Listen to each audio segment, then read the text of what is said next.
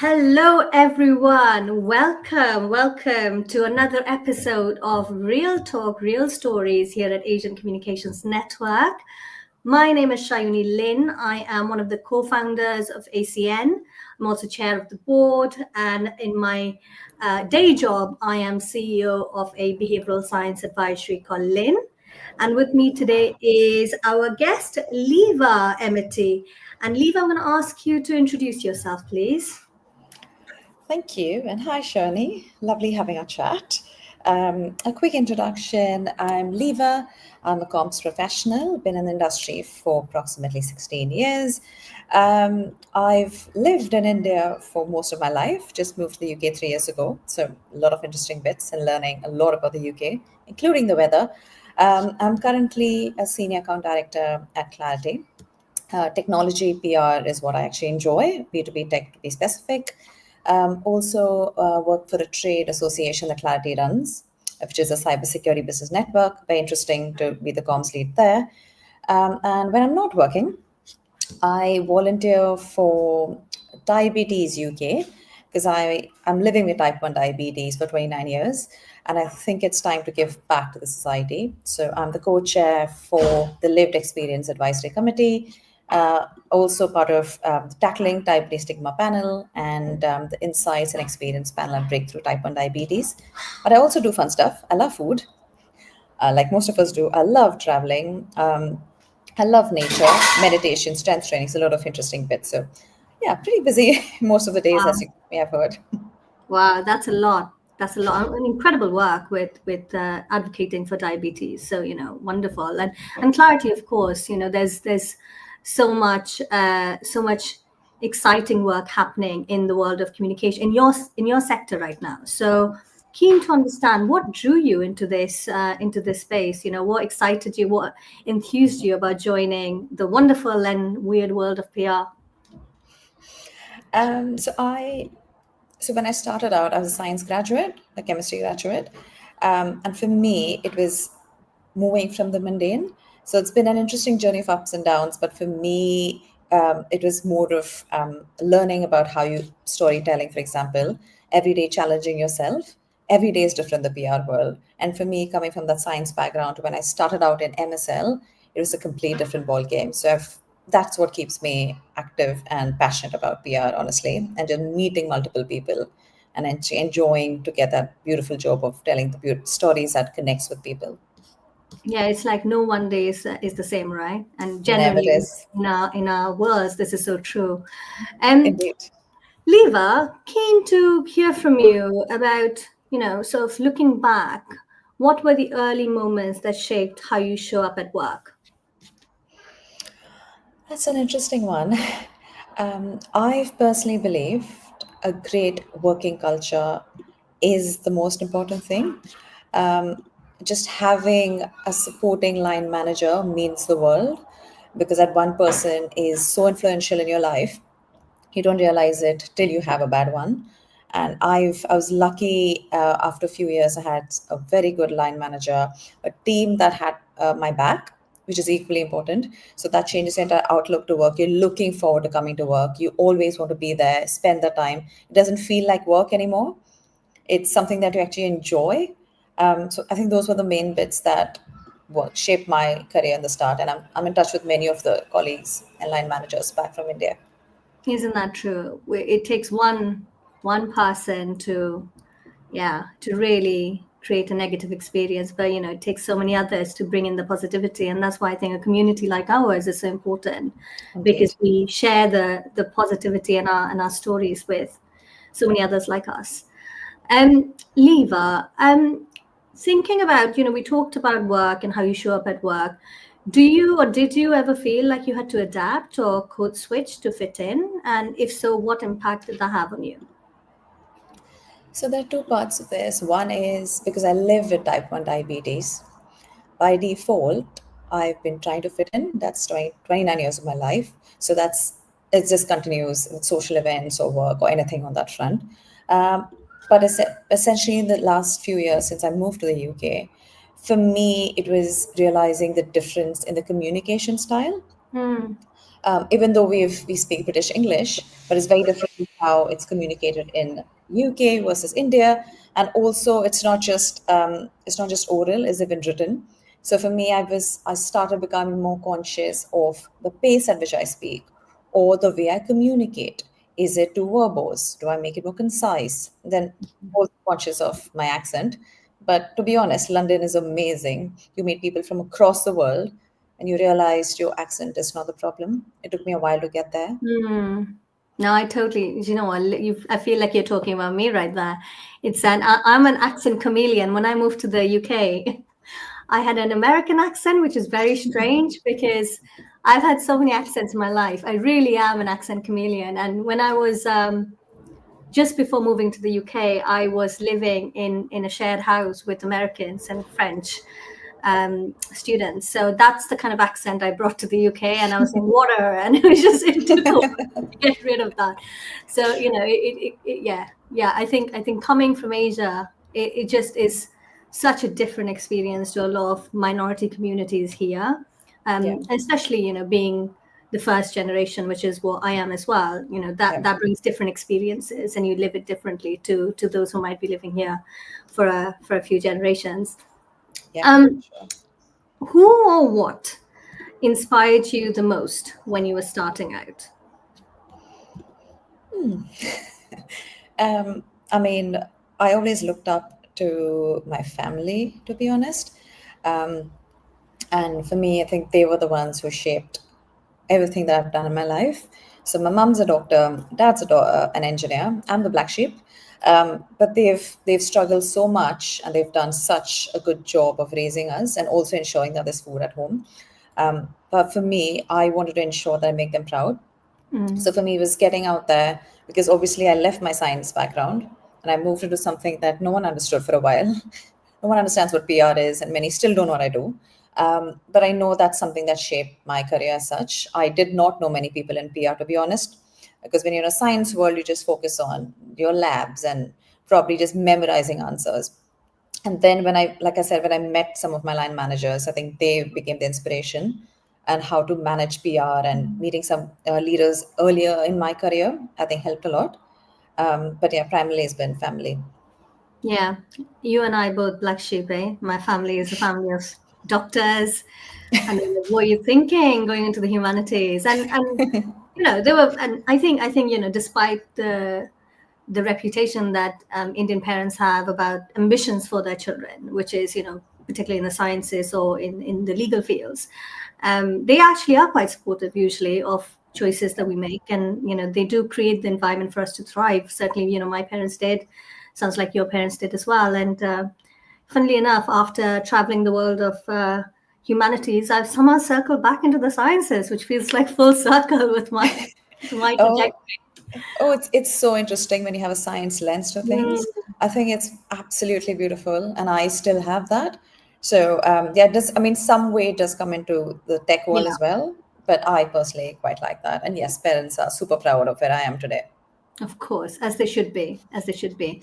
So, of course, you've done quite a lot of really interesting things and impactful things. But if you had to zone in on what is the boldest career move you've made, and how did it change things for you? Boldest. Hmm. By far, in my opinion, is moving to the UK.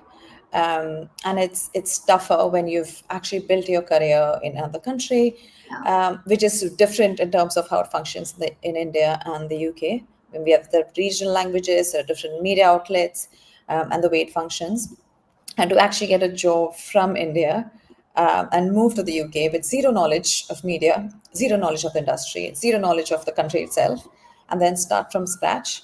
I Hmm. think that is definitely, I think that would be the boldest move, because I very confidently joined a tech PR agency that Yeah. thinking I could just manage everything. Um, and then there's more of learning and upskilling every day. That's, Hmm. I mean, you have to. And again, from a science background, I was always curious. This comes with that lens of how does this work, or what do you do to improve yourself? It's constantly working on yourself. And I quickly realized the basics of PR honestly stayed the same, which was a Yeah. relief. What I realized my gaps were, I identified those, starting with networking. and which is where I'm so grateful that I've started attending events. I think I started with people like us, and Mm, then I joined ACN because I realized I need to build a network. I need to have a community. I need to learn from people who have a similar background, who've come to the country or who've been here, and just honestly take their advice. And that's what I've slowly started doing. I also attend a lot of B2B tech events mhm. because meeting people and just understanding the industry is something that I've started doing on the spot. I think a lot of that has helped me. So a lot of those changes have shaped who I am today. And lastly, slowly building my presence on LinkedIn. I'm not a social media person. You will not find me anywhere. But it was difficult to start posting. Very conscious of what I post. But that's Yeah, the other change that I've made. yeah. I mean, our industry does love thought leadership, right? So you've got to be out there and share your thoughts with the wider world. But our industry is a very supportive community. I find that there is a lot of love to give, a lot of support Yep. to be shared, and there's nothing wrong in asking for help. And like you, I went through the whole process myself, and so many people, both within our Asian community and the white majority, were so supportive and helpful and enable me to shine. And that is a testament, I think, to the community of practitioners that we have here in the UK. I'm really curious, Liva, because we're both from India. I've never practiced in India, but I have spoken at a conference in India. My first experience of I suppose entering the Indian market was a couple of years ago when, with Fazana, I gave a keynote at Praxis in Chennai, which is India's biggest PR conference. So I'm curious to hear from you. What do you find, having worked in both these markets? Where do you find the differences, and where do you find the similarities? Similarities would be, I mean, the basics of PR is what I always go back to. Uh, Understand the business of the brand, whichever one you represent. The media, understand the media landscape, the journalists you are targeting, and have that domain knowledge. I think connecting the three has helped me quite a bit because obviously I do not have technical knowledge, not an engineer. But when I moved to IT, that's literally what I've started doing, and that stayed the same here. And honestly, the journalists here respond via email, which is fantastic. In India, you have to literally pick up the phone and pitch all the time, which can be annoying for the journalist and scary for the PR professional. But here, people actually respond based on your pitch, Mm, which is refreshing. You don't chase journalists on calls. There we mm, used to. I mean, I also lived in the time when you fax journalists, so I'm mm, clearly old. But there's a time you have to fax in house to journalists and then they respond accordingly or not, and hard copies of press releases. So there was clearly a long time ago. But the basics of it does remain the same in many cases. It's like I mentioned before, the communication style is very different. mm, And when you move to a country in your mid 30s, it's difficult to rewire your brain because you've lived that your entire life. But there, the way you communicate, oral and written, is very different. So that would be, I think, personally, the biggest difference for me. And the work culture. So the positive side is in India, you have like a very strong team connection, like a family. Like people go for mm, lunch together and they all share food, which is a very Indian culture. You share food; it's basic. You get food; is never yours. yeah, Everyone eats and they all share it, so you get amazing food there.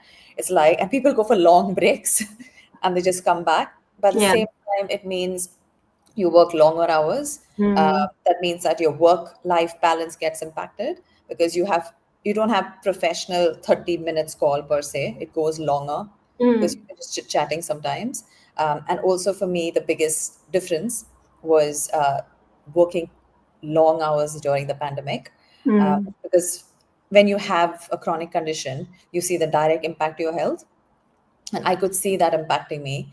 And I mm. realized that's not how I want to live my life. I want to have some time to myself. I want to do different things there.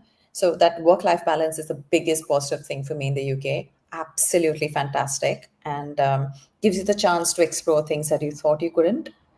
I travel more because in India it was difficult. Sometimes it's difficult to get holidays and annual leave. I Yeah, mean, UK promotes it. Like yeah, people go on so many holidays, and I was so scared to take holidays before. yeah, You can actually do that. You get yeah. time to volunteer.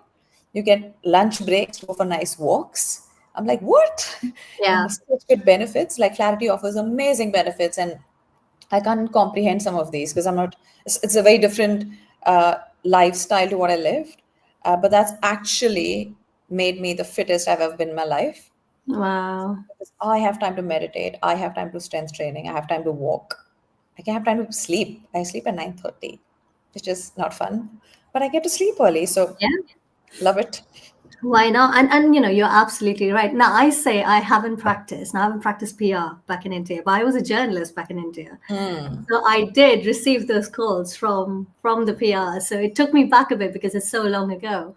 But you're right about the language as well, which sometimes to reflect back, I get these the face. I'm still on Facebook, which makes me really old, right? I'm still there. I'm still there. I don't use it much. I'm I don't there. use it very much. I kind of keep a track of my family and friends back Yeah, in yeah, India, but I get these memories from donkeys years ago, and some of them are videos, and it's really interesting to then note the differences in speech. And even though you're right, we are taught the Queen's English, yeah. and for me, English was my first language.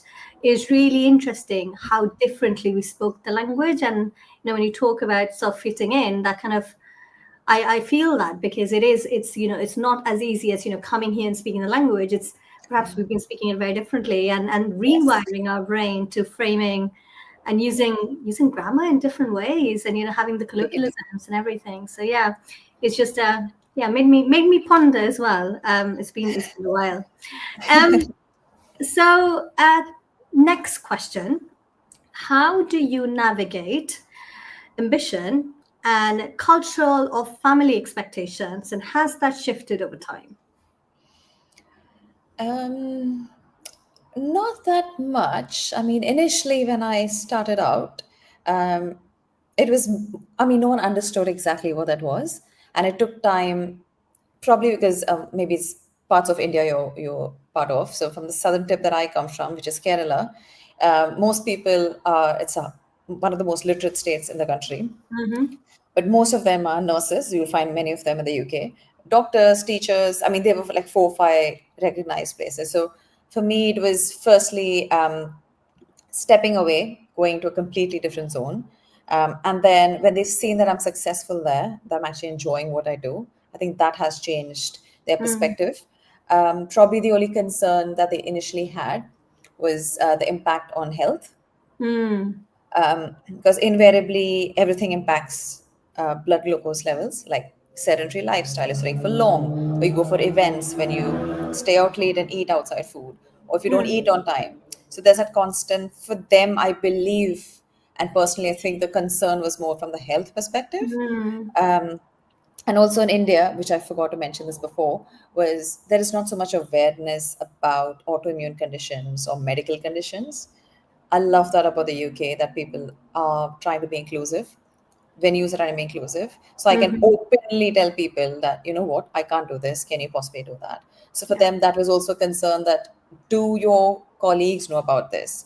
What if Yeah. something happens to you? What if you faint? So I think Yeah. my mother, for her 9-year-old child is going to a workplace.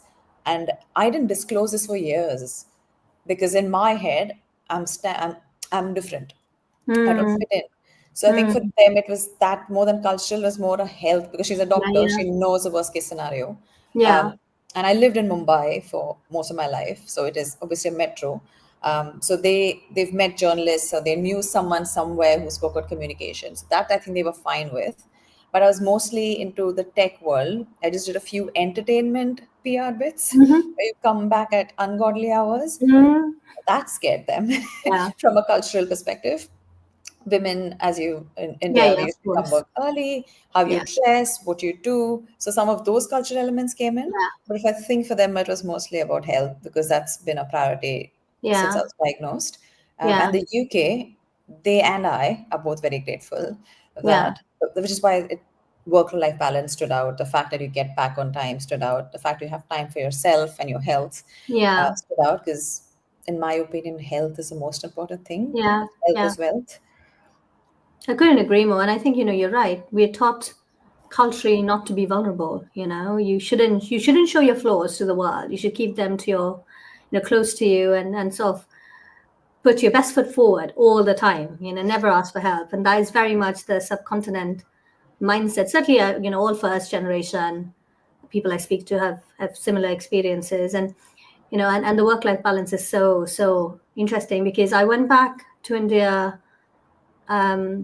last year, I think it was it last year? Anyway, met one of my oldest friends who I haven't met for ages. She works in marketing as well. And she works in luxury PR. And again, she was telling me about her work-life balance, which was truly terrifying. She had like, I think including bank holiday, she had like, I could be saying this incorrectly, but like 20 days in a year, if that. And then she was working on weekends, and if she was sick, then she had to like buy time. It sounded so like, I mean, how you can operate in an already stressful environment that is public relations, alongside those other elements that will heighten any anxiety, heighten any stress that you have in your life, especially with a health condition. And fair play to practitioners in India who are making it work and thriving. I don't Honestly, think I could go back. I can't imagine, and I say this out loud, can't Yeah. imagine working in India ever again. Because we also used to work, like you said, Saturdays and Sundays. There's a Mm-hmm. crisis, you work. And I mean, it's no one says otherwise. And no one No. pushes back on scope of work. So you overservice. It's a Yeah. never-ending cycle. You overservice because typically Indian agencies will never push back. Even if you overservice, Yeah. over-deliver, you may do the Yeah. best job ever, but there are smaller boutique agencies that might just take your retainer. So you just Mm. keep doing this. And obviously people want to log off on time, but you Yeah. leave at 5:30 or 6 p.m. You're frowned upon. You Yeah. don't Yeah. leave, you never Yeah. leave early. So Yeah. weekends are obviously you answer your phone even on holiday. Yeah. So it is in a way toxic, and Yeah. it's what people have accepted, Yeah. unfortunately. And no There are no one. boundaries, and it's the No. norm. And I remember back in and I get, like, as a journalist, you have to be, 24/7, right? But I was very young when I entered the journalism industry, and, there was no real duty of care towards me. And, I look back and I go, whoa, I think I was 18 when I was at my first double murder scene. And, all the I know those, I was like, okay, this is okay. This is normal, right? This is fine on a Tuesday watching two Oh, dead bodies. It's totally fine. But it's we don't think about it when we're in India, but it does make you reflect on the experiences that we've shared in different countries, and what that means for family, health, and well, not just work-life balance, but I think just happiness, yeah. right? Okay, so I haven't thought about that double murder case in a long time. Um, You shouldn't. You shouldn't I really. mean, when was the first time you saw someone like you in leadership, and what impact did it have on you, Liva? Um, since moving to the UK, because in India, Of everyone course, Indians, of course. but from an UK perspective, it was last year. Yeah. I did not know there were networking events because I was in a shell trying to survive the UK basically, because I was new to the country, and I was made redundant in 4 months. It was finding a new job and then trying to figure out how do you keep improving, how do you keep learning. And 1 year into the new job, I figured out about people like us. I had some Mm, ex colleagues who mentioned, you know what, you should come in. And I usually avoid events because of health reasons. I don't eat late. I don't drink out. mm, It all impacts me directly. But I'm so glad I made that effort. It was literally outside my office. There were no excuses. I was like, just go for it. And I have the ticket. I think that was when it all changed for me. It was last September. I had the opportunity to see and speak to some fantastic leaders and comms members. And I realized how that community actually works, people cheering for you. And I was amazed by the energy. I was amazed how everyone is actually listening, contributing, and actually helping people out, not just at the event, but post mm, that. You have senior members across the community coming in, and it's just not for people of color, but everyone was there. And I mm, loved it. I love the fact that everyone came in and they supported people there. And then it was literally after that when I joined ACN. I think that's when of course, it was ACN's first birthday, but it was around then, and I was like, oh, I should probably join this. So I think I joined ACN first and then went for People Like Us. But the first event per se Yeah. was People Like Us last September, and that Yeah. made me feel more motivated, Yeah. sense of belonging. I knew I could probably open up and Yeah. ask stupid questions like, Yeah. can you understand what I'm speaking? Like Yeah. very basic, stupid Yeah. question, but that makes you doubt Yeah. yourself. Your self-esteem gets impacted. Yeah. So I felt like I could be more open and myself You then. could be you. Yeah, Yeah. it could be me. Yeah, Shout out to people like us, big partners of ACN as well. And what an incredible movement that is as well. Um, indeed. I know we're running out of time, so I just want to ask you a couple of closing questions. So, talking about ACN, we've just turned one. It's been an incredible journey for all of us in our community. But what does ACN or belonging to a community like ACN mean to you personally? It's like home away from home. Mm, Just like, I mean, I think community and having people cheering for you, someone to fall back on, I think means a lot.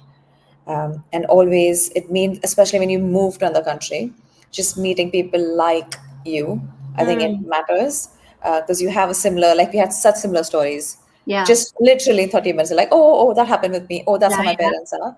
Just to have that because not everyone gets it, and I yeah. usually have to try to find a story to connect with people, just trying to again fit in about, oh, I Mm, understand that, when I may not have gone through the same cultural journey. But in mm, this case, you just share that and you have three people saying, I totally get yeah, that.